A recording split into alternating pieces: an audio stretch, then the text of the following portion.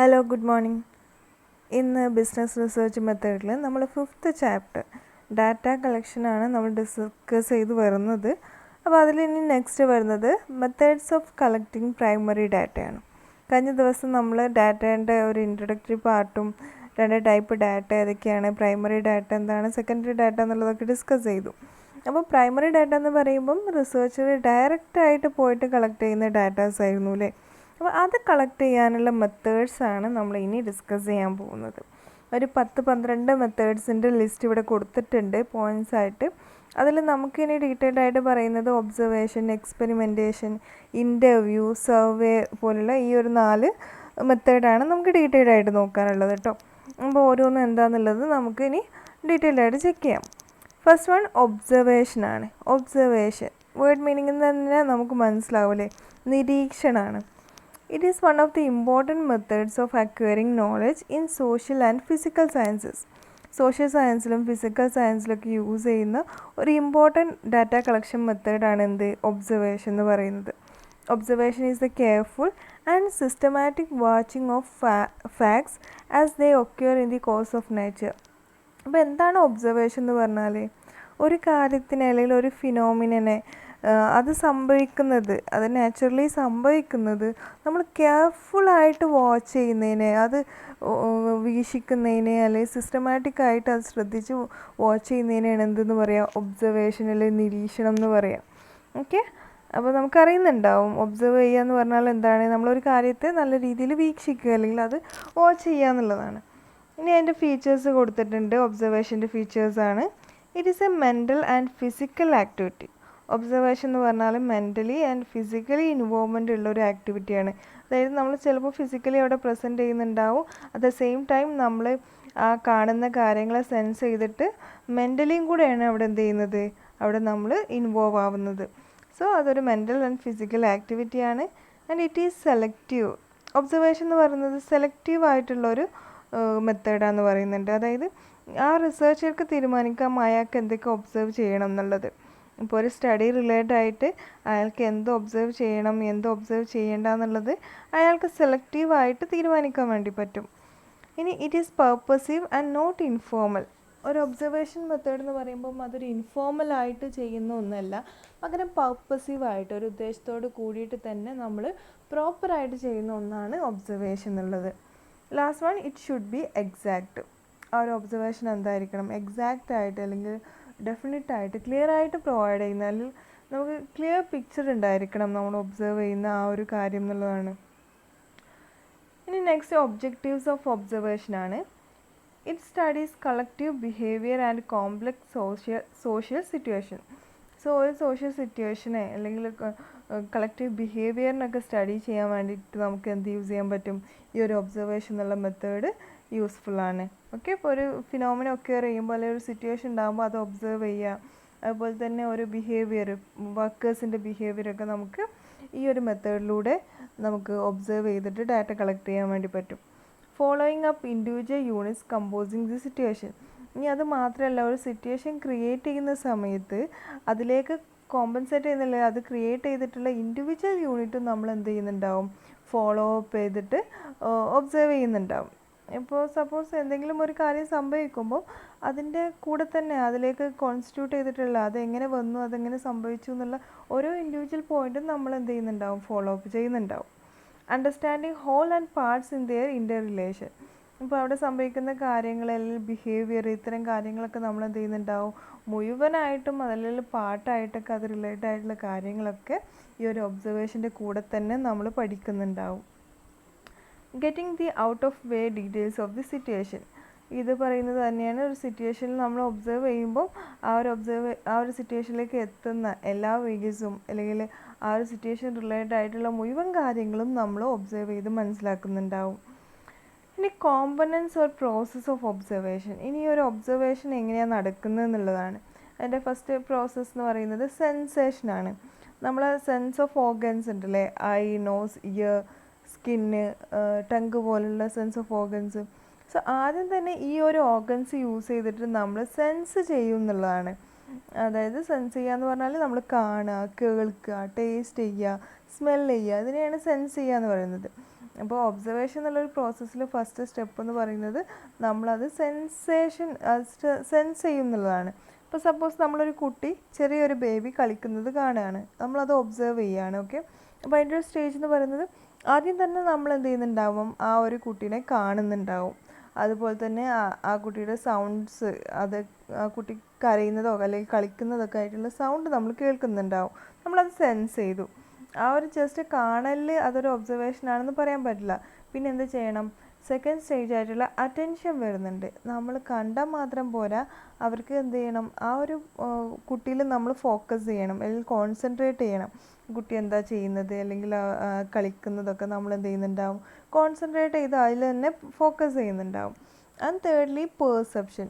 ഇനി നമ്മൾ ഈ സെൻസ് ചെയ്തിട്ടുള്ള കാര്യം, സിഗ്നൽസൊക്കെ നമ്മൾ മൈൻഡിന് കൊടുത്തിട്ട് മൈൻഡ് നമുക്ക് എന്ത് ചെയ്യും, നമുക്കൊരു അതിനുള്ളൊരു ഇൻ്റർപ്രിട്ടേഷൻ അല്ലെങ്കിൽ ഒരു ഇൻഫ്ലുവൻസ് നമുക്ക് തിരിച്ചു തരും എന്നുള്ളതാണ്. അതാണ് പെർസെപ്ഷൻ. അപ്പോൾ ഇങ്ങനെ കോംപ്ലിക്കേറ്റഡ് ആയിട്ടൊന്നും ആലോചിക്കണ്ട. നമ്മളൊരു കുട്ടിനെ കാണുന്നു, ചെറിയ ബേബിനെ കാണുന്നു, നമ്മൾ അതിനെ തന്നെ ശ്രദ്ധിക്കുന്നു അല്ലെങ്കിൽ അതിന് അറ്റൻഷൻ കൊടുക്കുന്നു. ശേഷം നമ്മൾക്ക് അതിനുള്ളൊരു ഇൻഫ്ലുവൻസ് പോലെ നമുക്ക് തോന്നുകയാണ്, ഓ ക്യൂട്ട് ബേബി, അല്ലെങ്കിൽ വെൽ ഡ്രസ്ഡ് ആയിട്ടുള്ളൊരു ബേബിയാണ്, അല്ലെങ്കിൽ ഈ ഒരു കുട്ടിയുടെ മാനേജ് ചെയ്യുന്നത് അല്ലെങ്കിൽ അതിൻ്റെ പാരൻറ്റിങ് എന്ന് പറയുന്നത് അടിപൊളിയാണ്. അങ്ങനെയൊക്കെ നമുക്ക് സെൻസ് ചെയ്യണം, അല്ലെങ്കിൽ നമ്മളങ്ങനെ ഒബ്സർവ് ചെയ്തിട്ട് നമ്മൾ റിസൾട്ടിലേക്ക് എത്തുകയാണ്. ഓക്കെ, അപ്പോൾ ഇതിനെയാണ് ഒബ്സർവേഷൻ പ്രോസസ്സ് എന്ന് പറയുന്നത്. ഇനി നെക്സ്റ്റ് ചെക്ക് ചെയ്യാനുള്ളത് ടൈപ്സ് ഓഫ് ഒബ്സർവേഷൻ ആണ് കേട്ടോ. ഫസ്റ്റ് ടൈപ്പ് എന്ന് പറയുന്നത് simple and systematic observation. Observation is done to collect data at exploratory stages of research is termed as simple observation. Simple observation പേര് പോലെ തന്നെ സിമ്പിളായിട്ട് നമ്മൾ ഒബ്സർവ് ചെയ്യുന്ന ഒരു റിസർച്ചിൻ്റെ എക്സ്പ്ലോറേറ്ററി സ്റ്റേജ് എന്ന് പറഞ്ഞാൽ ഇൻട്രൊഡക്ഷൻ സ്റ്റേജിൽ. ഇപ്പോൾ നമ്മളൊരു സ്റ്റഡി ആദ്യമായിട്ട് കണ്ടക്ട് ചെയ്യുകയാണ്, അല്ലെങ്കിൽ ഒരു ജസ്റ്റ് ഒരു പൈലറ്റ് സ്റ്റഡി പോലെ അല്ലെങ്കിൽ ചെറിയ രീതിയിൽ കണ്ടക്ട് ചെയ്യുകയാണ്, ആ ഒരു സ്റ്റേജസിലൊക്കെ നമ്മൾ സിമ്പിളായിട്ട് ഒബ്സർവ് ചെയ്യുകയാണെന്നുണ്ടെങ്കിൽ അതിനെയാണ് സിമ്പിൾ ഒബ്സർവേഷൻ എന്ന് പറയാം. At the same time in systematic observation standard procedures, training to observers, schedules for recording and other devices to control observers are employed. അപ്പോൾ സിമ്പിളിൽ നമ്മൾ പറഞ്ഞു, ജസ്റ്റ് നമ്മൾ എന്ത് ചെയ്യാണ്, സിമ്പിളായിട്ടൊരു കാര്യം ഒബ്സർവ് ചെയ്യുകയാണ് ഒരു സ്റ്റഡിയുടെ ഇൻട്രൊഡക്ഷൻ സ്റ്റേജിൽ. എന്നാൽ സിസ്റ്റമാറ്റിക് ആവുന്ന സമയത്ത് നമ്മൾ നല്ല പ്ലാനോട് കൂടിയിട്ട് ആ ഒരു ഒബ്സർവേഴ്സിന് ട്രെയിനിങ് ഒക്കെ പ്രൊവൈഡ് ചെയ്ത് അവർക്ക് റെക്കോർഡ് ചെയ്യാനുള്ള ഇൻസ്ട്രുമെൻസും ഡിവൈസസും ഒക്കെ കൊടുത്ത് നല്ലൊരു പ്രൊസീജിയറൊക്കെ ഫോളോ ചെയ്തിട്ട് ഒബ്സർവ് ചെയ്യുന്നതിനാണ് സിസ്റ്റമാറ്റിക് ഒബ്സർവേഷൻ എന്ന് പറയുന്നത്. ഇനി സബ്ജക്റ്റീവ് ആൻഡ് ഒബ്ജക്റ്റീവ് ഒബ്സർവേഷൻ ഉണ്ട്. If one observe one's own immediate experience it is termed as subjective observation. Subjective observation എന്ന് പറഞ്ഞാൽ നമ്മളെ തന്നെ ഒബ്സർവ് ചെയ്യുകയാണെന്നുണ്ടെങ്കിൽ, അല്ലെങ്കിൽ നമുക്കുണ്ടായ ഒരു എക്സ്പീരിയൻസ് നമ്മൾ ഒബ്സർവ് ചെയ്യുകയാണെന്നുണ്ടെങ്കിൽ അതിനെയാണ് സബ്ജക്റ്റീവ് ഒബ്സർവേഷൻ അല്ലെങ്കിൽ സെൽഫ് ഒബ്സർവേഷൻ എന്ന് പറയാം. അതായത് നമുക്കിപ്പോൾ പെട്ടെന്ന് എന്തോ ഒരു ഫീൽ വന്നു, അല്ലെങ്കിൽ നമുക്ക് നമ്മുടെ മൂഡ് സ്വിങ്സ് നമുക്ക് ഫീൽ ചെയ്യുന്നുണ്ട്. സോ നമ്മളത് ഒബ്സർവ് ചെയ്യുകയാണ്, എപ്പോഴാണ് നമുക്ക് ഈ മൂഡ് സ്വിങ്സ്, അതായത് ഡിപ്രഷൻ വരുന്നുണ്ട്, ചില സമയത്ത് ഹൈലി ഇമോഷണൽ ആവുന്നുണ്ട്, ഇത് നമ്മൾ തന്നെ നമ്മളെക്കുറിച്ച് ഇങ്ങനെ പഠിക്കുകയാണെന്ന് അല്ലെങ്കിൽ ഒബ്സർവ് ചെയ്യുകയാണെന്നുണ്ടെങ്കിൽ അതിനെയാണ് സബ്ജക്റ്റീവ് ഒബ്സർവേഷൻ എന്ന് പറയാം. When a person observes things in investigations which are not related with him is called objective observation. ഇനി നമ്മളായിട്ടൊരു റിലേഷനും ഇല്ലാതെ ഒരു ഇൻവെസ്റ്റിഗേഷൻ്റെ പാർട്ടായിട്ട് അല്ലെങ്കിൽ ഒരു സ്റ്റഡിയുടെ പാർട്ടായിട്ട് നമ്മൾ മറ്റെന്തെങ്കിലും കാര്യങ്ങളൊക്കെ ഒബ്സർവ് ചെയ്യുന്നതിനെ നമുക്ക് എന്തെന്ന് പറയാം, ഒബ്ജക്റ്റീവ് ഒബ്സർവേഷൻ എന്ന് പറയാം. ഡിഫറൻസ് മനസ്സിലായില്ലേ? സബ്ജക്റ്റീവ് ആവുന്ന സമയത്ത് നമ്മുടെ തന്നെ ഒരു എക്സ്പീരിയൻസോ അല്ലെങ്കിൽ നമ്മളെ തന്നെ നമ്മൾ ഒബ്സർവ് ചെയ്യുകയാണ്, അതിനെ സെൽഫ് ഒബ്സർവേഷൻ എന്നും കൂടെ പറയാം. ഇനി ഒബ്ജക്റ്റീവ് ആകുമ്പോൾ നമ്മുടെയായിട്ട് ബന്ധമില്ലാത്ത വേറൊരു കാര്യം നമ്മൾ ഇൻവെസ്റ്റിഗേഷൻ്റെ പാർട്ടായിട്ട് നമ്മുടെ സ്റ്റഡിയുടെ പാർട്ടായിട്ടൊക്കെ നമ്മൾ ഒബ്സർവ് ചെയ്യുന്നതിനെയാണ് ഒബ്ജക്റ്റീവ് ഒബ്സർവേഷൻ എന്ന് പറയാം. ഇനി കാഷ്വൽ ആൻഡ് സയൻറ്റിഫിക് ഒബ്സർവേഷൻ ഉണ്ട്. In casual observation there is no previous preparation. Casual ആവുന്ന സമയത്ത് നമുക്കവിടെ ഒരു പ്രിപ്പറേഷനോ കാര്യമൊന്നുമില്ല, ഒരു കാര്യം സംഭവിക്കുമ്പം ജസ്റ്റ് നമ്മളത് ഒബ്സർവ് ചെയ്യുന്നു, അത്രയേ ഉള്ളൂ.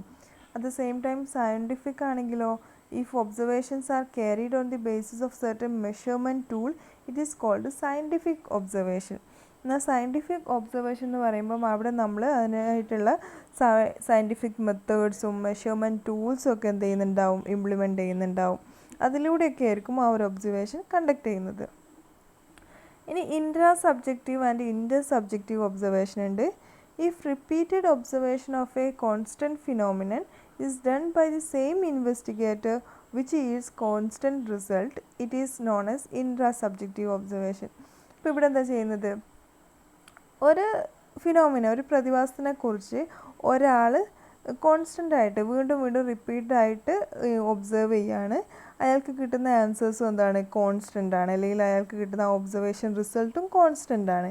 ഒരു കാര്യം അയാൾ തന്നെ വീണ്ടും വീണ്ടും പഠിക്കുകയാണ്. അതിനെയാണ് എന്തെന്ന് പറയാം, ഇൻട്രാ സബ്ജക്റ്റീവ് ഒബ്സർവേഷൻ എന്ന് പറയാം. ഒരു സിറ്റുവേഷൻ, ഇപ്പോൾ കൺസ്യൂമറുടെ ബിഹേവിയറാണ് പഠിക്കുന്നത്.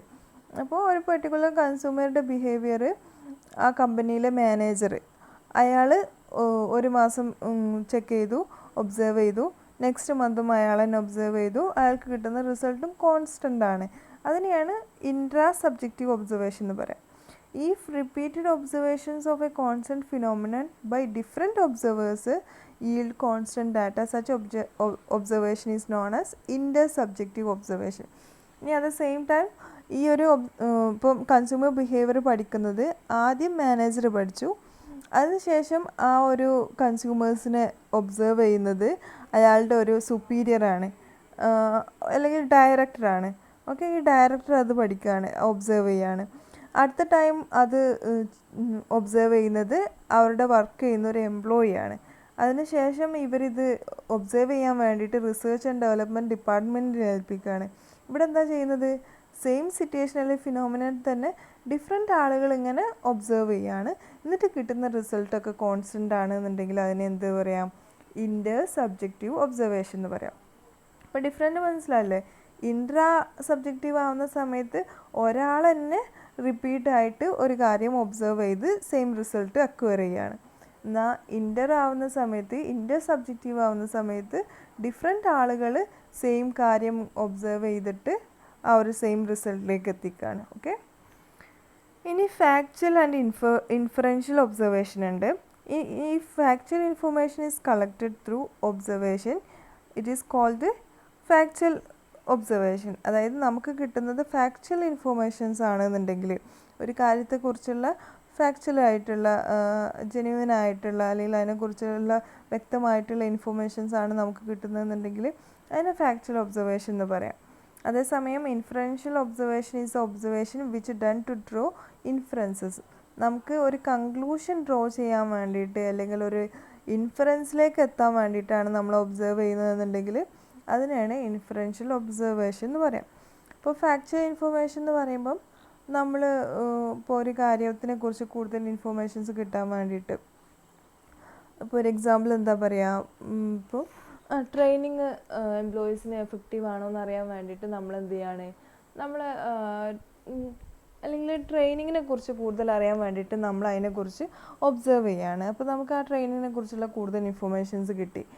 ആ ട്രെയിനിങ് എങ്ങനെയാണ് കണ്ടക്ട് ചെയ്യുന്നത്, അതിൻ്റെ മെത്തേഡ്സ് എന്തൊക്കെയാണ്, ഇത്തരം കാര്യങ്ങളൊക്കെ ഫാക്ച്വൽ ആയിട്ടുള്ള ഇൻഫർമേഷൻസ് കിട്ടി.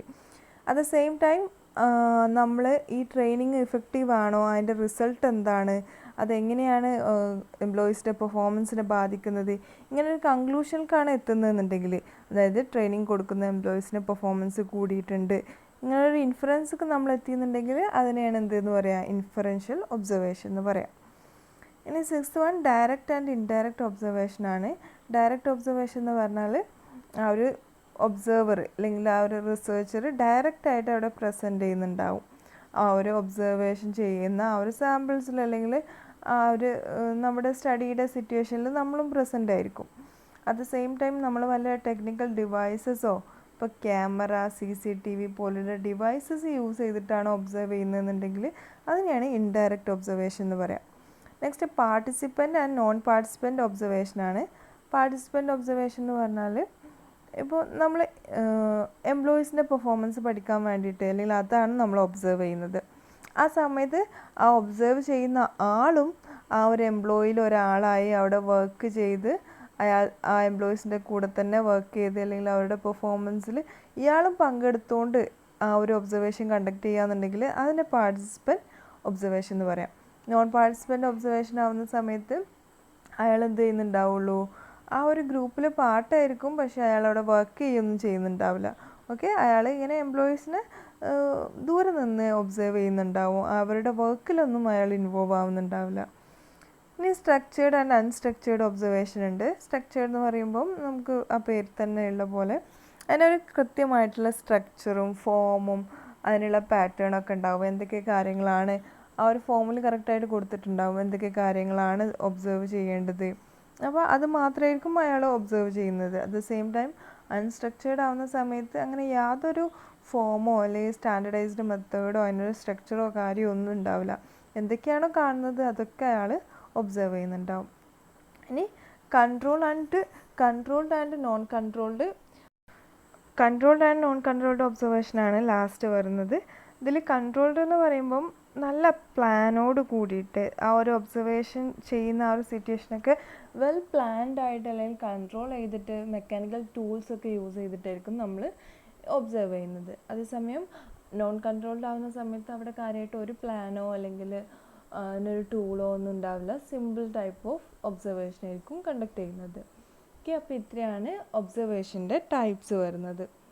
ഇനി നെക്സ്റ്റ് ചെക്ക് ചെയ്യാനുള്ള ഒരു method of data collection, primary data collection എന്ന് പറയുന്നത് എക്സ്പെരിമെൻ്റൽ മെത്തേഡാണ്. എക്സ്പെരിമെൻ്റൽ മെത്തേഡും അല്ലെങ്കിൽ എക്സ്പെരിമെൻ്റൽ റിസർച്ചൊക്കെ നമ്മൾ ഓൾറെഡി പഠിച്ചത് തന്നെയാണ് അല്ലേ. ഒരു എക്സ്പെരിമെൻറ്റേഷൻ എന്നുള്ളതിൻ്റെ ഒരു മീനിങ് എന്താണെന്ന് നമുക്ക് ഓൾറെഡി അറിയാം. ഇനി നമുക്ക് ചെക്ക് ചെയ്യാം. Experimental method is the least used method for collecting primary data. Primary data കളക്ഷനിൽ ലീസ്റ്റായിട്ട് യൂസ് ചെയ്യുന്ന ഒരു മെത്തേഡ്, അതായത് കുറച്ച് മാത്രമേ ഈ ഒരു മെത്തേഡ് ചൂസ് ചെയ്യാറുള്ളൂ. It is used when the only way they can gather data will be to carry out some experiments. So ഈ ഒരു എക്സ്പെരിമെൻ്റൽ മെത്തേഡ്സ് എങ്ങനെയാണ് യൂസ് ചെയ്യുക? നമുക്ക് അവിടെ ഡാറ്റ കിട്ടാനുള്ള ആകെ ചാൻസ് എന്ന് പറയുന്നത് എക്സ്പെരിമെൻറ്റ്സ് കണ്ടക്ട് ചെയ്യുക എന്നുള്ളത് മാത്രമാണ്. ആ ഒരു സിറ്റുവേഷനിൽ മാത്രമാണ് നമ്മൾ ഈ ഒരു മെത്തേഡ് ചൂസ് ചെയ്യുന്നുണ്ടാവുക. ഇപ്പോൾ ഒരു എക്സാമ്പിൾ പറയുകയാണെന്നുണ്ടെങ്കിൽ, ഒരു കമ്പനി പുതിയൊരു ഫയർ ഫൈറ്റിംഗ് എക്യുപ്മെൻറ്റ് ഡെവലപ്പ് ചെയ്തു. അതായത് തീ പിടിച്ചാൽ അതിനെ കൺട്രോൾ ചെയ്യാനുള്ള അല്ലെങ്കിൽ അതിനെ തടയാനുള്ള ഒരു എക്യുപ്മെൻറ്റ് ഡെവലപ്പ് ചെയ്തു. സോ ഇവിടെ ഇതിനെക്കുറിച്ചുള്ള ഡാറ്റ കളക്ട് ചെയ്യാൻ അവർക്ക് വേറെ ഓപ്ഷൻസ് ഒന്നുമില്ല. സപ്പോസ് നമുക്ക് കോണ്ടാക്ട് ചെയ്ത് ഡാറ്റ കളക്ട് ചെയ്യാനൊരു ഓപ്ഷനൊന്നും അവൈലബിൾ അല്ല. സോ അവരെന്ത് ചെയ്യേണ്ടി വരും? അവിടെ എക്സ്പെരിമെൻറ്റ് ചെയ്യേണ്ടി വരും. അതായത് എവിടെയെങ്കിലും ഫയർ വെച്ചിട്ട് ആ ഫയറിനെ ഇത് എത്രത്തോളം ബീറ്റ് ചെയ്യുന്നുണ്ട്, അല്ലെങ്കിൽ ഫയർ എത്രത്തോളം കൺട്രോൾ ചെയ്യുന്നുണ്ട്, ഫയറിനെ ഫൈറ്റ് ചെയ്യുന്നുണ്ട് എന്നുള്ളത് ഇവർ എക്സ്പെരിമെൻറ്റ് ചെയ്തിട്ടായിരിക്കും അത് റിലേറ്റഡ് ആയിട്ടുള്ള ഡാറ്റ കളക്ട് ചെയ്യുന്നത്. സോ അങ്ങനെ ആ ഒരു സിറ്റുവേഷൻ എക്സ്പെരിമെൻറ്റിലൂടെ മാത്രം ഡാറ്റ കളക്ട് ചെയ്യാനുള്ള ഒരു സിറ്റുവേഷൻ വരുമ്പോഴാണ് എക്സ്പെരിമെൻ്റൽ മെത്തേഡ് യൂസ് ചെയ്യുന്നുണ്ടാവുക. ഇനി അഡ്വാൻറ്റേജസ് ആണ് എക്സ്പെരിമെൻ്റൽ മെത്തേഡ്സിൻ്റെ. The power to determine causal relationship between variables is more compared with other methods.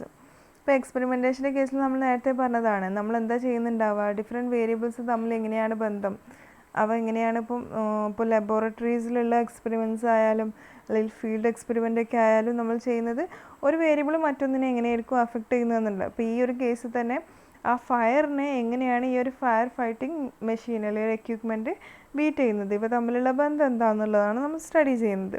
So അത്തരത്തിൽ ഈ വേരിയബിൾസ് തമ്മിലുള്ള ആ ഒരു ബന്ധം എസ്റ്റാബ്ലിഷ് ചെയ്യാൻ ഏറ്റവും ബെസ്റ്റ് മെത്തേഡ് എക്സ്പെരിമെൻ്റൽ മെത്തേഡാണ്. ഇനി the human errors can be reduced to the minimum. ഇവിടെ നമ്മൾ ഹ്യൂമൻ എറേഴ്സ് എന്താണ്, കുറവാണ്. നമ്മൾ എക്സ്പെരിമെൻറ്റേഷൻ ചെയ്യുകയാണ് അല്ലേ, ഈ വേരിയബിൾസിനെ വെച്ചിട്ട് എക്സ്പെരിമെൻറ്റ് ചെയ്യാണ്. അപ്പോൾ അവിടെ ഹ്യൂമൻ എററിനുള്ള ചാൻസസ് കുറവാണ്. It helps to produce exact measurement. Experimentation നമുക്ക് ഒരു എക്സാക്റ്റ് ആയിട്ടുള്ള അല്ലെങ്കിൽ ഒരു ആക്യുറേറ്റ് ആയിട്ടുള്ള ഒരു മെഷർമെൻറ്റിലേക്ക് ലീഡ് ചെയ്യും. ഇപ്പം ഈ വേരിയബിൾസ് തമ്മിലുള്ള ബന്ധം എന്താണെന്നുള്ളത് മെഷർ ചെയ്യാനും അതിന് കൃത്യമായിട്ടുള്ള ഒരു അളവ് കണ്ടെത്താൻ നമുക്ക് ഹെൽപ്പ് ചെയ്യും. ഇനി എക്സ്പെരിമെൻ്റൽ മെത്തേഡ്സിന് എന്തൊക്കെയാണ് ഡിസഡ്വാൻറ്റേജസ് ഉള്ളത് നോക്കാം. First one, it is difficult to establish comparable control and experimental group. ഈ കൺട്രോൾ ഗ്രൂപ്പ് എന്താണ്, എക്സ്പെരിമെൻ്റൽ ഗ്രൂപ്പ് എന്താണെന്നൊക്കെ നമ്മൾ നേരത്തെ പറഞ്ഞതാണ്. അപ്പോൾ ഇതൊക്കെ എസ്റ്റാബ്ലിഷ് ചെയ്യുക എന്നുള്ളത് കുറച്ച് ഡിഫിക്കൽട്ടായിട്ടുള്ളൊരു ടാസ്ക്കാണ്. ഇനി second, it cannot be used for studies related to future. ഇപ്പോൾ എക്സ്പെരിമെൻറ്റ് ചെയ്യുന്ന സമയത്ത് നമ്മൾ മിക്കവാറും അപ്പോഴത്തെ കറൻ്റായിട്ടുള്ളൊരു കാര്യത്തെ അല്ലെങ്കിൽ വേരിയബിൾസ് തമ്മിലുള്ള ഡിഫറൻസ് ആയിരിക്കും നമ്മൾ നോക്കുന്നുണ്ടാവുക, അല്ലെങ്കിൽ ബന്ധമായിരിക്കും നമ്മൾ എസ്റ്റാബ്ലിഷ് ചെയ്യുന്നുണ്ടാവുക. ഫ്യൂച്ചർ റിലേറ്റഡ് ആയിട്ടുള്ള സ്റ്റഡീസിന് അല്ലെങ്കിൽ അത്തരം സ്റ്റഡീസിന് ഇതെന്തല്ല, സ്യൂട്ടബിൾ അല്ല. Third one, it cannot be use to determine the opinions, motives and intentions of individual. ഇപ്പോൾ ഒരു ഇൻഡിവിജ്വലിൻ്റെ മോട്ടീവും അല്ലെങ്കിൽ ഒപ്പീനിയൻ ഒന്നും ഐഡൻറ്റിഫൈ ചെയ്യാൻ ഇത് ഹെൽപ്പ് ചെയ്യുന്നില്ല. കാരണം എക്സ്പെരിമെൻറ്റ്സ് അറിയാമല്ലോ. അപ്പം നമ്മളിപ്പോൾ പറഞ്ഞ പോലെ 2 എക്യുപ്മെൻറ്റ് തമ്മിലെങ്ങനെയാണ് ബന്ധം, വേരിയബിൾസ് തമ്മിലെങ്ങനെയാണ് ബന്ധം എന്നൊക്കെയാണ് പഠിക്കുന്നത്. അപ്പോൾ ഒരു ഹ്യൂമൻ ഒപ്പീനിയന് അതിലൊന്നും ഇതിൽ അത്ര പ്രാധാന്യമില്ല എന്നുള്ളതാണ്. ഇനി third method of data collection എന്ന് പറയുന്നത് സർവേ മെത്തേഡാണ്. It is A device for collecting data or factual information of certain decide characteristics of universe. അതായത് ഒരു യൂണിവേഴ്സിലെ ഒരു നമ്മൾ ഉദ്ദേശിക്കുന്ന ഒരു ഏരിയയിലെ അല്ലെങ്കിൽ ഒരു പോപ്പുലേഷൻ്റെ ഒക്കെ ഡാറ്റ അല്ലെങ്കിൽ ഫാക്ച്വൽ ഇൻഫർമേഷൻസ് ഒക്കെ കളക്ട് ചെയ്യാൻ വേണ്ടിയിട്ട് യൂസ് ചെയ്യുന്നൊരു ഡിവൈസാണ് survey. Surveys can be useful when a researcher wants to collect data on phenomena that cannot be directly observed. ഇനി നമുക്ക് ഡയറക്റ്റായിട്ട് ഒബ്സർവ് ഒന്നും ചെയ്യാൻ പറ്റാത്തൊരു ഫിനോമിന ആണെന്നുണ്ടെങ്കിൽ അവിടെയാണ് നമ്മൾ എന്ത് ചെയ്യുക, സർവേ കണ്ടക്ട് ചെയ്യുക. ഇൻഫർമേഷൻസ് കളക്ട് ചെയ്യാൻ വേണ്ടിയിട്ട് സർവേസ് കണ്ടക്ട് ചെയ്യുന്നുണ്ടാവും. ഇനി ഫീച്ചേഴ്സ് ഓഫ് സർവേ എന്തൊക്കെയാണെന്ന് നോക്കാം. Survey method is A field study. Survey method എന്ന് പറയുന്നത് ഒരു ഫീൽഡ് സ്റ്റഡിയാണ്. അതായത് നമ്മൾ എവിടെയാണോ സ്റ്റഡി ചെയ്യാൻ ഉദ്ദേശിക്കുന്നത് ആ ഒരു പോപ്പുലേഷനിലെ സാമ്പിൾ അവിടെ ഇറങ്ങി ചെന്നിട്ട് നമ്മൾ കണ്ടക്ട് ചെയ്യുന്നുണ്ടാവും അല്ലെങ്കിൽ സർവേ നടത്തുന്നുണ്ടാവും. It seeks responses directly from respondents. ഇവിടെ സർവേ എന്ന് പറഞ്ഞാൽ എന്താണ്, ഈ ഒരു ഇൻവെസ്റ്റിഗേറ്റർ ഡയറക്റ്റായിട്ട് പോയിട്ട് ഓരോ സാമ്പിൾസിനെയും കണ്ടിട്ട് ഡാറ്റ കളക്ട് ചെയ്യാണ് അല്ലേ. അപ്പോൾ നമുക്ക് റെസ്പോൺസസ് ഡയറക്റ്റായിട്ട് കിട്ടുന്നുണ്ട്. It can cover A very huge population. Huge ആയിട്ടുള്ള പോപ്പുലേഷനെ തന്നെ സർവേ മെത്തേഡിലൂടെ കവർ ചെയ്യാൻ പറ്റും. അതിന് എക്സാമ്പിളാണല്ലേ നമ്മുടെ സെൻസസ് സർവേ ഒക്കെ ഗവൺമെൻറ്റിൻ്റെ.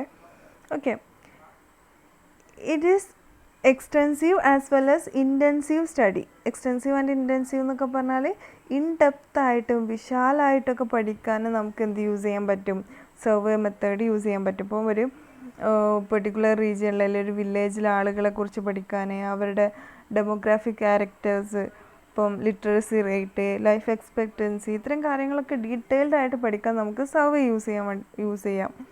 ഓക്കെ, ഇനി survey covers a definite geographical area. നമുക്ക് അത്യാവശ്യം നല്ലൊരു ജിയോഗ്രഫിക്കൽ ഏരിയയും പോപ്പുലേഷനൊക്കെ കവർ ചെയ്യാൻ സർവേ മെത്തേഡ് യൂസ് ചെയ്യാം. ഇനി ഒബ്ജക്റ്റീവ്സ് ഓഫ് സർവേ. സർവേ കൊണ്ടുള്ള ഉദ്ദേശങ്ങൾ അല്ലെങ്കിൽ ഒബ്ജക്റ്റീവ്സ് എന്തൊക്കെയാണെന്നുള്ളതാണ്. To provide information to government or planners or business enterprises. Survey മെയിനായിട്ടും കണ്ടക്ട് ചെയ്യാറ് ഒന്നെങ്കിൽ ഗവൺമെൻറ്, അതുപോലെ തന്നെ പ്ലാനേഴ്സ്, ബിസിനസ് എൻ്റർപ്രൈസസ് ഒക്കെയാണ് ഈ ഒരു മെത്തേഡ് യൂസ് ചെയ്യാറ്. Next, it is use to explain a phenomenon. ഒരു ഫിനോമിന എക്സ്പ്ലെയിൻ ചെയ്യാൻ വേണ്ടിയിട്ട് നമുക്ക് സർവേ യൂസ് ചെയ്യാം. അതായത് നമുക്ക് പഠിക്കേണ്ട ഒരു കാര്യത്തിനെ കുറിച്ച് നമുക്ക് എന്താ ഇൻഡെപ്റ്റ് ആയിട്ടുള്ള ഇൻഫർമേഷൻസൊക്കെ നമുക്ക് കിട്ടും. സോ അത് വെച്ചിട്ട് നമുക്ക് ആ ഒരു സിറ്റുവേഷൻ എക്സ്പ്ലെയിൻ ചെയ്യാൻ വേണ്ടിയിട്ട് പറ്റും. Surveys are design to make comparison of demographic groups. നമ്മൾ പറഞ്ഞ പോലെ ഒരു പീപ്പിളിനെ കുറിച്ച് പഠിക്കാൻ, ഒരു ജനത്തിൻ്റെ അതായത് ജനങ്ങളുടെ ക്യാരക്ടറിസ്റ്റിക്സ് പഠിക്കാനൊക്കെ ഈ ഒരു സർവേ ഹെൽപ്പ് ചെയ്യും. Surveys conducted to know cause and effect relationship is useful for making predictions. Survey വെച്ചിട്ട് നമുക്ക് കോസ് ആൻഡ് എഫക്റ്റ് റിലേഷൻഷിപ്പും പഠിക്കാൻ പറ്റും. അത് വെച്ചിട്ട് ഫ്യൂച്ചർ പ്രഡിക്റ്റ് ചെയ്യാൻ വേണ്ടിയിട്ടൊക്കെ സർവേ ഹെൽപ്പ് ചെയ്യും എന്നുള്ളതാണ്. ഓക്കെ, ഇനി ടൈപ്സ് ഓഫ് സർവേസ് ആണ്. 2 ടൈപ്പാണുള്ളത്. First one cross sectional survey. It is used to gather information on a population at a single point of time. ഇപ്പോൾ ഒരു പെർട്ടിക്കുലർ ടൈമിൽ സ്റ്റഡി ചെയ്യുന്നതിനെയാണ് നമ്മൾ ക്രോസ് സെക്ഷണൽ സർവേ എന്ന് പറയാം. അതായത് ഇപ്പോൾ കോവിഡ് കേസ് അഫക്റ്റ് ചെയ്തിട്ടുള്ള അല്ലെങ്കിൽ കോവിഡ് വന്ന സമയത്ത് അത് എങ്ങനെയാണ് അഫക്റ്റ് ചെയ്തതെന്നുള്ളത് നമ്മൾ ആ കോവിഡ് ബാധിച്ചിട്ടുള്ള പോപ്പുലേഷനിൽ വെച്ചിട്ട് അപ്പോൾ സ്റ്റഡി ചെയ്യുകയാണ്. അതിപ്പോൾ കോവിഡ് വന്ന ശേഷം നമ്മൾ ആ ഒരു പോയിൻ്റ് ഓഫ് ടൈമിൽ ചെയ്യുകയാണ്. പിന്നീട് നമ്മളത് റിപ്പീറ്റ് ചെയ്യുന്നൊന്നുമില്ല, ഒരു തവണ മാത്രമേ ഡാറ്റ കളക്ട് ചെയ്യുന്നുള്ളൂ. അത്തരം സ്റ്റഡിയാണ് ക്രോസ് സെക്ഷണൽ സ്റ്റഡി എന്ന് പറയുന്നത്. ഇനി ലോഞ്ചിറ്റ്യൂഡിനൽ സർവേസ് ഉണ്ട്, which is data gather over A period of time. ഇവിടെ എന്താണ് ഡാറ്റ കളക്ട് ചെയ്യുന്നത് ഓവർ എ പീരീഡ് ഓഫ് ടൈമിലാണ്. നമ്മൾ ഒരു പെർട്ടിക്കുലർ പോയിന്റിലല്ല, പകരം നമ്മൾ കണ്ടിന്യൂസ് ആയിട്ട് ആ ഒരു ഡാറ്റാസ് വീണ്ടും വീണ്ടും കളക്ട് ചെയ്യുന്നുണ്ടാവും ഒരു പീരീഡ് ഓഫ് ടൈമിൽ. അതായത് ഇപ്പം ഒരു വർഷം തന്നെ എല്ലാ മാസവും അല്ലെങ്കിൽ എല്ലാ മന്തിലും ഫസ്റ്റ് വീക്ക് നമ്മൾ ആ ഒരു പോപ്പുലേഷനിൽ വെച്ചിട്ട് ഡാറ്റ കളക്ട് ചെയ്യുന്നുണ്ടാവും. ജനുവരിയിൽ കളക്ട് ചെയ്യും, വീണ്ടും ഫെബ്രുവരിയിൽ കളക്ട് ചെയ്യും, അങ്ങനെ മാർച്ചിൽ കളക്ട് ചെയ്യും. അങ്ങനെ ഒരു പീരീഡ് ഓഫ് ടൈമിൽ നമ്മൾ ഡാറ്റ കളക്ട് ചെയ്ത് സ്റ്റഡി ചെയ്യുകയാണെന്നുണ്ടെങ്കിൽ അതാണ് ലോഞ്ചിറ്റ്യൂഡിനൽ സർവേ. ഇനി ഈ ലോഞ്ചിറ്റ്യൂഡിനൽ സർവേ തന്നെ 3ആയിട്ട് ക്ലാസിഫൈ ചെയ്തിട്ടുണ്ട്. ഫസ്റ്റ് വൺ ട്രെൻഡ് സ്റ്റഡീസ് ആണ്. It focus on a particular population which sampled and scrutinized repeatedly within a ഈ കോഹോർട്ട് ഗ്രൂപ്പ് ഇവിടെ അല്ല കേട്ടോ, കോഹോർട്ട് സ്റ്റഡീസിലാണ് വരുന്നത്. Okay, so it focuses on a particular population which sampled and scrutinised repeatedly. അത്രയേ ഉള്ളൂ. അതായത് trend studies ചെയ്യുന്നത് ഒരു സെയിം പോപ്പുലേഷനിൽ തന്നെ ഡിഫറെൻറ്റ് സാമ്പിൾസിന് എടുത്തിട്ട് നമ്മൾ എന്ത് ചെയ്യുന്നുണ്ടാവും, ഓവർ എ പീരീഡ് ഓഫ് ടൈമിൽ നമ്മൾ ഡാറ്റാസ് കളക്ട് ചെയ്യുന്നുണ്ടാവും. ഫോർ എക്സാമ്പിൾ പറയുകയാണെന്നുണ്ടെങ്കിൽ നമുക്ക് 10th സ്റ്റുഡൻസിൻ്റെ സ്ട്രെസ്സിനെ കുറിച്ച് പഠിക്കണം. നമ്മൾ എന്ത് ചെയ്തു, 2020 ബാച്ചിലെ സ്റ്റുഡൻസിനെ എടുത്തിട്ട് നമ്മൾ പഠിച്ചു. ശേഷം നമ്മൾ 2021 ബാച്ചിലെ സ്റ്റുഡൻസിനെ എടുത്തിട്ട് നമ്മൾ പഠിച്ചു. എഗെയിൻ 2022 സമയത്ത് നമ്മൾ വീണ്ടും അപ്പോഴത്തെ 10th സ്റ്റുഡൻസിനെ വെച്ചിട്ട് പഠിച്ചു. സോ നമ്മുടെ പോപ്പുലേഷൻ എന്ന് പറയുന്നത് എന്താണ്, 10th സ്റ്റുഡൻസ് ആണ്. പക്ഷേ നമ്മൾ ഓരോ ബാച്ചിനെയാണ് പഠിക്കുന്നത് അല്ലേ, ഡിഫറെൻ്റ് ആയിട്ടുള്ള ബാച്ചസിനെ റിപ്പീറ്റായിട്ട് പഠിക്കുകയാണ്. അതിനാണ് ട്രെൻഡ് സ്റ്റഡീസ് എന്ന് പറയുന്നത്. ഇവിടെ നമുക്ക് എന്താണ്, ആ ഒരു ട്രെൻഡ് മനസ്സിലാക്കാൻ വേണ്ടി പറ്റും. 2020 ബാച്ച് സ്റ്റുഡൻസിൻ്റെ സ്ട്രെസ് ലെവൽ എത്രയാണ്, പിന്നീട് 2021 ആ ഒരു ട്രെൻഡിൽ വന്ന മാറ്റം എന്താണ്, 2022 അതിലുള്ള മാറ്റം എന്താണ്, അങ്ങനെ ഓരോ ഇയർലിയും ബാച്ചിനെ നമുക്ക് പഠിക്കാൻ വേണ്ടി പറ്റും. ഇനി കോഹോർട്ട് സ്റ്റഡീസ് എന്ന് പറയുമ്പം it also focus on a particular population sampled and studied more than once within a cohort group. ഇവിടെയാണ് ഈ ഒരു വിത്തിൻ എ കോഹേർട്ട് ഗ്രൂപ്പ് വരുന്നത്. അതായത് കോഹേർട്ട് ഗ്രൂപ്പ് എന്ന് പറഞ്ഞാൽ സിമിലർ ഫീച്ചേഴ്സ് ഉള്ള ഗ്രൂപ്പിനെ തന്നെ വീണ്ടും പഠിക്കുകയാണ്. അതായത് സെയിം സാമ്പിളല്ല, പകരം ഫീച്ചേഴ്സൊക്കെ എക്സാക്ട്ലി സെയിം ആയിരിക്കും. അപ്പോൾ ഫസ്റ്റത്തെ കേസ് ഞാൻ പറഞ്ഞു 10th ബാച്ചാണ് പോപ്പുലേഷൻ. ഓരോ വർഷത്തെയും 10th ബാച്ചാണ് നമ്മൾ പഠിക്കുന്നത്. എന്നാൽ കോഹോർട്ട് സ്റ്റഡി ആണെന്നുണ്ടെങ്കിൽ നമ്മൾ അവിടെ ചെയ്യുന്നുണ്ടാവുക, അപ്പം 2020 10th സ്റ്റുഡൻറ്റിനെ പഠിച്ചു എന്നുണ്ടെങ്കിൽ ഇപ്പം 10th സ്റ്റുഡൻസ് അവരുടെ മാർക്കാണ് നമ്മൾ പഠിക്കുന്നത്. 2020 10th സ്റ്റുഡൻറ്റിൻ്റെ മാർക്ക് പഠിച്ചു. ശേഷം പിന്നെ നമ്മൾ 2021 പഠിക്കുന്നത് സെയിം 10th സ്റ്റുഡൻറ്റിന് അപ്പോൾ +1 എത്തിയിട്ടുണ്ടാവും അല്ലേ. അപ്പോൾ ആ +1 എത്തിയപ്പം അവരുടെ മാർക്കിൽ വന്ന ചേഞ്ചസ് എന്താണെന്നുള്ളതായിരിക്കും. പിന്നീട് 2022 ആ സ്റ്റുഡൻസ് തന്നെ +2 എത്തിയിട്ടുണ്ടാവും. ഓക്കെ, അപ്പോൾ ആ ഒരു സെയിം പോപ്പുലേഷനെ തന്നെ നമ്മൾ എന്താണ് ഡിഫറെൻറ്റ് സാമ്പിൾസ് ആയിരിക്കും ചിലപ്പോൾ എടുക്കുന്നുണ്ടാവുക. ആദ്യത്തെ വർഷം 10th ക്ലാസ്സിലെ മാർക്ക് നോക്കുന്ന സമയത്ത് ഫസ്റ്റ് 10 നമ്പർ ആയിരിക്കും നമ്മൾ ചിലപ്പോൾ സാമ്പിളായിട്ട് നോക്കിയിട്ടുണ്ടാവുക. നെക്സ്റ്റ് +1 മാർക്ക് നോക്കുന്ന സമയത്ത് ആ സെയിം പോപ്പുലേഷനിൽ തന്നെ 10 to 20 വരെയുള്ള നമ്പേഴ്സ് ആയിരിക്കും സെലക്ട് ചെയ്തിട്ടുണ്ടാവുക. അങ്ങനെ ആ ഒരു ഡിഫറൻസ് മനസ്സിലായോ? ട്രെൻഡ് സ്റ്റഡിയിലായപ്പോൾ നമ്മൾ ചെയ്തത് ഓരോ ഇയറിലെയും 10th ബാച്ചായിരുന്നു പഠിച്ചിട്ടുണ്ടായിരുന്നത്. എന്നാൽ കോഹോർട്ട് ഗ്രൂപ്പ് ആയിരുന്ന സമയത്ത് സെയിം ഫീച്ചറുള്ള, അതായത് നമ്മൾ 2020 10th സ്റ്റുഡൻറ്റിനെ പഠിച്ചു. ആ സെയിം 10th സ്റ്റുഡൻറ്റ് തന്നെ പിന്നീട് +1 വന്നപ്പോൾ നെക്സ്റ്റ് ഇയറിൽ +1 ആയിരിക്കും. അപ്പോൾ അവരുടെ കാര്യം പഠിച്ചു. അതിന് നെക്സ്റ്റ് ഇയർ +2 ആയിരിക്കും. സോ അവരുടെ മാർക്ക് അപ്പോൾ ചെക്ക് ചെയ്തു. അങ്ങനെ ആ ഒരു സെയിം പോപ്പുലേഷനെ തന്നെ നമ്മൾ എന്ത് ചെയ്യാണ്, റിപ്പീറ്റായിട്ട് ഇവിടെ പഠിക്കുകയാണ്, സെയിം ഫീച്ചർ ഉള്ളവർ തന്നെ. ഓക്കെ, ഇനി തേർഡ് വൺ എന്ന് പറയുന്നത് പാനൽ സ്റ്റഡീസ് ആണ്. The researcher tries to find out why changes in the population are occurring by using the same sample of people every time. ഇവിടെ നമ്മൾ ചെയ്യുന്നത് ഏത് ഗ്രൂപ്പാണോ നമ്മൾ എടുക്കുന്നത് ആ ഗ്രൂപ്പിനെ തന്നെ വീണ്ടും റിപ്പീറ്റായിട്ട് പഠിക്കുക എന്നുള്ളതാണ്. ഇപ്പം ആദ്യത്തെ 10 നമ്പറാണ് എടുത്തതെന്നുണ്ടെങ്കിൽ എല്ലാ വർഷവും ആ 10 നമ്പറിനെ മാത്രം ഫോക്കസ് ചെയ്ത് സെയിം സാമ്പിൾ തന്നെ പഠിക്കുക. ഇനി മെത്തേഡ് ഓഫ് സർവേ, സെൻസസ് മെത്തേഡും ഉണ്ട്, സാമ്പിൾ മെത്തേഡും ഉണ്ട് അല്ലേ. ഇതാണ് 2 മെത്തേഡ് സർവേൻ്റെ. സെൻസസ് മെത്തേഡ് എന്ന് പറയുമ്പം the census method involves a complete enumeration of all units of the population or universe. Census തന്നെയാണ് അല്ലേ, ഗവൺമെൻറ് സെൻസസ് തന്നെയാണ് അതിനൊരു എക്സാമ്പിൾ. അതായത് ആ പോപ്പുലേഷനിലുള്ള എല്ലാവരെയും പോയിട്ട് നമ്മൾ എന്ത് ചെയ്യാണ്, സർവേ ചെയ്യാണ്. എല്ലാ പോപ്പുലേഷനിലുള്ള എല്ലാ യൂണിറ്റിനെയും നമ്മൾ കൺസിഡർ ചെയ്യുന്നുണ്ട്. എന്നാൽ സാമ്പിൾ സർവേ ആകുമ്പം it is smaller representation of a large unit or value. ഇവിടെ നമ്മൾ എന്താ ചെയ്യുക, ഒരു ലാർജ് യൂണിവേഴ്സിൻ്റെ അല്ലെങ്കിൽ പോപ്പുലേഷൻ്റെ ഒരു സ്മോളർ റെപ്രസെൻറ്റേഷൻ അല്ലെങ്കിൽ അതിന് കുറച്ച് സാമ്പിൾസിനെ സെലക്ട് ചെയ്തിട്ട് അവിടെ മാത്രമായിരിക്കും നമ്മൾ സർവേ കണ്ടക്ട് ചെയ്യുന്നുണ്ടാവുക. Sampling may be defined as the selection of part of an aggregate or totality on the basis of which a judgment or inference about the aggregate or totality is made. So sampling എന്ന് പറഞ്ഞാൽ നമ്മൾ എന്ത് ചെയ്യാണ്, ഒരു ടോട്ടാലിറ്റിയിൽ നിന്ന് ഒരു part നമ്മൾ select ചെയ്യാണ്, ശേഷം അവരെ സ്റ്റഡി ചെയ്തിട്ട് നമ്മൾ എന്ത് ചെയ്യാണ്, ആ ഒരു പോപ്പുലേഷനെ കുറിച്ചുള്ള ഒരു ഇൻഫറൻസിലേക്ക് എത്തുകയാണ്. ഓക്കെ, അപ്പോൾ ഒരു സ്കൂളിൽ നിന്നും കുറച്ച് കുട്ടികളെ മാത്രം സെലക്ട് ചെയ്തിട്ട് അവരുടെ മാർക്ക് അനലൈസ് ചെയ്തിട്ട് നമ്മൾ എന്ത് ഇൻഫറൻസിലേക്ക് എത്തുകയാണ്, ആ സ്കൂൾ എങ്ങനെയാണ്, ആ സ്കൂളിൽ ഉള്ള കുട്ടികളുടെ ആവറേജ് മാർക്ക് എത്രയാണ്, ആ സ്കൂളിലെ നിലവാരം എത്രയെന്നൊക്കെ ഉള്ളത് പഠിക്കുകയാണ്. അതാണ് സാമ്പിളിംഗ് മെത്തേഡ് അല്ലെങ്കിൽ സാമ്പിൾ സർവേ. ഇനി മെയിൽ സർവേ ആണ് അനദർ മെത്തേഡ് വരുന്നത്. It is the other method of collecting primary data.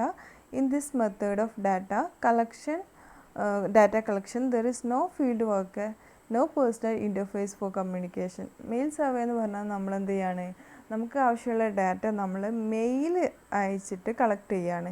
നമ്മൾ ക്വസ്റ്റ്യനെയറൊക്കെ മെയിൽ ചെയ്യുന്നുണ്ടാവും നമ്മുടെ റെസ്പോണ്ടൻസിന്, അവർ അത് ഫില്ല് ചെയ്തിട്ട് നമുക്ക് തിരിച്ച് സെൻഡ് ചെയ്യും മെയിൽ ത്രൂ. നമ്മൾ എന്താണ് പേഴ്സണലായിട്ട് മീറ്റ് ചെയ്യുകയോ ഒന്നും ചെയ്യുന്നില്ല, അല്ലെങ്കിൽ അവരായിട്ട് ഇൻട്രാക്ട് ചെയ്യുകയോ കമ്മ്യൂണിക്കേറ്റ് ചെയ്യുകയൊന്നും ചെയ്യുന്നില്ല. മെയിൽ അയച്ചിട്ടാണ് നമുക്ക് നമ്മുടെ survey conduct ചെയ്യുന്നുണ്ടാവുക.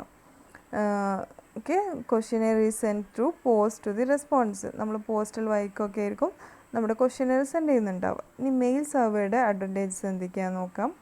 Wider area coverage. Mail through ആയതുകൊണ്ട് തന്നെ നമുക്ക് ലാർജ് ഏരിയ കവർ ചെയ്യാൻ വേണ്ടി പറ്റും. നമ്മൾ ഡയറക്റ്റ് പോകേണ്ട ആവശ്യമൊന്നുമില്ലല്ലോ. സോ നമുക്ക് വേണമെങ്കിൽ ഈവൻ അബ്രോഡുള്ള ആളുകൾക്ക് പോലും നമുക്ക് എന്ത് ചെയ്യാൻ പറ്റും, ഡാറ്റ കളക്ട് ചെയ്യാൻ വേണ്ടിയിട്ട് മെയിൽ അയക്കാൻ വേണ്ടി പറ്റും. ഇനി സെൻട്രലൈസ്ഡ് കൺട്രോളാണ്. നമുക്ക് തന്നെ എന്ത് ചെയ്യാൻ പറ്റും, ആ ഒരു റിസർച്ച് എടുക്കലല്ലോ, ആ ഒരു സർവേ കണ്ടക്ട് ചെയ്യുന്ന ആൾക്ക് ആ ഒരു കൺട്രോൾ ഫുൾ അയാളുടെ കയ്യിലുണ്ടായിരിക്കും. അതുപോലെ തന്നെ ഒരുപാട് ആളുകളിലേക്ക് ആ ഒരു മെയിൽ എത്തിച്ച് അവരുടെയൊക്കെ റെസ്പോൺസ് ഇയാളിലേക്ക് തന്നെ എത്തുന്നുണ്ടാവും. ആ ഒരു കൺട്രോൾ അയാളുടെ കയ്യിൽ തന്നെ കീപ്പ് ചെയ്യുന്നുണ്ടാവും. ഇനി ലെസ് ബയാസ് ആയിരിക്കും. ബയാസ് എന്ന് പറഞ്ഞാൽ ആ ഒരു ക്വസ്റ്റ്യന് ആൻസർ ബയാസ് ആവാനുള്ള എറർ ആവാനുള്ള ചാൻസ് കുറവായിരിക്കും അല്ലേ. അതായത് ഇപ്പോൾ നമ്മൾ നേരിട്ട് പോയി അവരോട് ആൻസർ ചോദിക്കുകയാണെങ്കിൽ ക്വസ്റ്റ്യൻ ചോദിക്കുകയാണെന്നുണ്ടെങ്കിൽ ചിലപ്പം അവിടെ നമ്മുടെ ഇൻഫ്ലുവൻസ് അല്ലെങ്കിൽ നമ്മുടെ ഒരു ഒപ്പീനിയൻ്റെ ഇൻഫ്ലുവൻസ് ഒക്കെ അവരിൽ വരാൻ ചാൻസ് ഉണ്ട്. പക്ഷെ മെയിലിംഗ് ആയതുകൊണ്ട് അങ്ങനെയൊന്നും ഉണ്ടാവാനുള്ള ചാൻസ് ഇല്ല. അതുപോലെ തന്നെ സേവിങ് ഇൻ കോസ്റ്റ് സേവ് ചെയ്യാൻ ഈ ഒരു മെയിലിംഗ് സർവേ യൂസ് ചെയ്യാം. കാരണം ഇവിടെ ആ ഒരു സർവേ ചെയ്യുന്ന ആളുടെ ട്രെയിനിങ്ങോ എഡ്യൂക്കേഷനോ അല്ലെങ്കിൽ ഓരോരുത്തരെയും സർവേ ചെയ്യാനുള്ള ടൈം, എഫേർട്ട്, എനർജി എന്നൊക്കെ ഉള്ളത് എന്താണ് നമുക്ക് കുറച്ച് കൊണ്ടുവരാൻ വേണ്ടി പറ്റും. പിന്നെ തോട്ട്ഫുൾ റിപ്ലൈ. മെയിൽ സർവേ ആവുന്ന സമയത്ത് റെസ്പോണ്ടൻസിന് അവരുടെ ഉത്തരം ആലോചിച്ച് തീരുമാനിച്ചൊക്കെ എഴുതാൻ വേണ്ടി പറ്റും.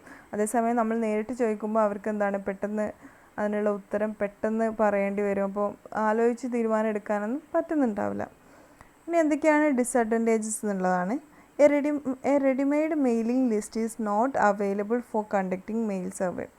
ഇവിടെ മെയിൽ സർവേ കണ്ടക്ട് ചെയ്യാൻ വേണ്ടിയിട്ട് നമുക്ക് റെസ്പോണ്ടൻസിൻ്റെ റെഡിമെയ്ഡ് മെയിലിംഗ് ലിസ്റ്റൊന്നും അവൈലബിൾ അല്ല ഇത്തരത്തിൽ സർവേ കണ്ടക്ട് ചെയ്യുമ്പോൾ. സോ നമ്മൾ ഓരോരുത്തരെയും പേഴ്സണലി ആ ഓരോ റെസ്പോണ്ടൻസിനും മെയിലിംഗ് അവരുടെ അഡ്രസ്സും കാര്യങ്ങളൊക്കെ വെച്ചിട്ട് ലിസ്റ്റ് ഓരോരുത്തർക്കും സെപ്പറേറ്റ് ഒക്കെ സെൻഡ് ചെയ്യേണ്ടി വരും. അതൊരു ഡിഫിക്കൽട്ടാണ്. Next, it is difficult to conduct a mail survey if the questionnaires are too long. ഇനി നമ്മുടെ ക്വസ്റ്റ്യനെയർ നല്ല വലുതാണെന്നുണ്ടെങ്കിൽ മെയിൽ ചെയ്യാന്നുള്ളത് കുറച്ച് ഡിഫിക്കൽട്ടായിരിക്കും. Several questionnaires contains unanswered questions, incompleted responses. ഇപ്പോൾ മെയിൽ സർവേ ആവുന്ന സമയത്ത് ഉണ്ടാവുന്നുള്ളൊരു ചാൻസ് എന്ന് പറഞ്ഞാൽ റെസ്പോൺസസ് വളരെ കുറവായിരിക്കും. ഇൻകംപ്ലീറ്റഡ് ആയിട്ടുള്ള ക്വസ്റ്റ്യൻസ് ആയിരിക്കും. അതായത് നമ്മൾ അയച്ച ആ ക്വസ്റ്റ്യനെയർ ഫുള്ളി ഒന്നും അവർ കംപ്ലീറ്റ് ചെയ്തുകൊള്ളണമെന്നൊന്നുമില്ല. അപ്പോൾ അതാണ് അതിൻ്റെ ഒരു വരുന്നത്, ഡ്രോബാക്ക് വരുന്നത്. ഓക്കെ, അപ്പോൾ ഇന്നത്തെ ക്ലാസ്സിൽ നമ്മൾ ഇത്രയും മെത്തേഡാണ് പറയാനുള്ളത്. നെക്സ്റ്റ് നമുക്കിനി ഇൻ്റർവ്യൂ പറയാനുണ്ട്, നെക്സ്റ്റ് ക്ലാസ്സിൽ ഡിസ്കസ് ചെയ്യാം. ഇന്ന് നമ്മൾ പറഞ്ഞത് സർവേ, എക്സ്പെരിമെൻ്റൽ മെത്തേഡ്, അതുപോലെ തന്നെ ആദ്യം പറഞ്ഞത് ഒബ്സർവേഷൻ. ഈ 3 മെത്തേഡാണ് നമ്മൾ ഇന്നത്തെ ക്ലാസ്സിൽ ഡിസ്കസ് ചെയ്തിട്ടുള്ളത് കേട്ടോ. ഓക്കെ.